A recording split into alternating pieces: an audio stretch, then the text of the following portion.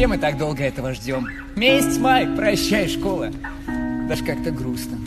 Быстро, однако, время летит. А ведь именно в школе все было впервые. Первая любовь, которая не забудется никогда. Первые друзья, с которыми получали по щам. Первые ошибки, которые научили многому. Так не хочется все это отпускать, но мы взрослеем, и нужно идти дальше. И да, возможно, не встретимся через несколько лет. Поменяемся, и не все в лучшую сторону. Главное ценить момент и запомниться такими веселыми и счастливыми.